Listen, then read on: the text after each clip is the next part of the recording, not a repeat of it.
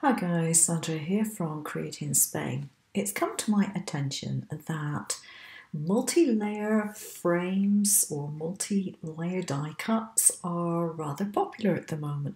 So I thought I'd show you how, if you have a die cutting machine, you can save yourself some money designing your own. Now I have two frames here, and what you do is you actually start off with the one that has simply the lines on it. Now you can draw it in whatever software you care to use. I use my iPad and I use Concepts. But the way to do it is definitely by a certain process.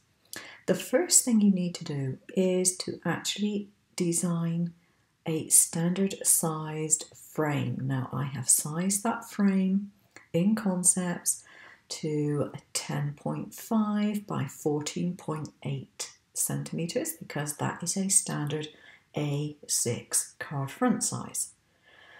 You don't have to keep it at that size. Eventually you can alter it, but that is the size that I'm going to start off with. So in Concepts, I drew my rectangle frame and sized it. I then chose a paint tool or drawing tool which was a fixed line width, and I just did some doodling. Now when I did my doodling, I made sure that my lines overlapped into the edges of the frame. Very easy to do, and it makes sense to do it that way.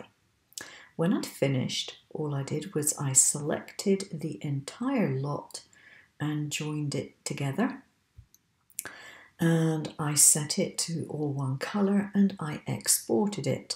I exported it as a PNG. I sent it to myself via Messenger. You can use email or any other method you so wish.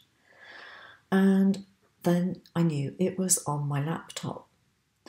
Now the trick is to use the very same image without doing any other resizing to it to make it look like this black one here. Now in Concepts, all you do is you select a solid shape tool and you draw over the lines that you want and you'll get the solid shapes.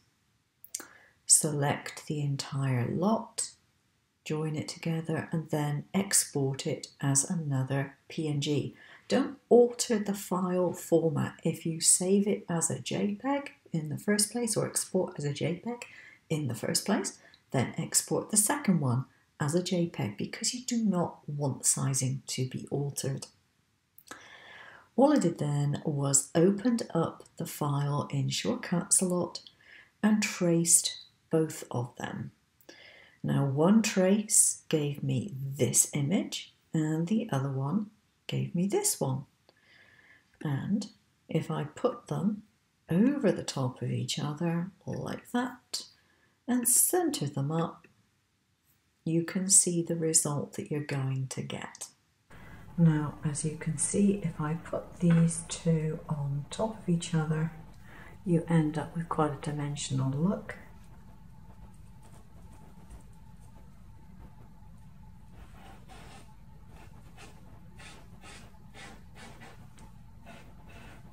So completing this card is very, very simple. All I've chosen to do is put a sentiment which is written in pen, and I've written it twice, once with a background colour and then the second time with a similar colour sparkly pen.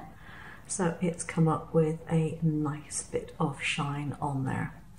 So that's it. I hope you enjoyed the video. Take care now. Bye bye.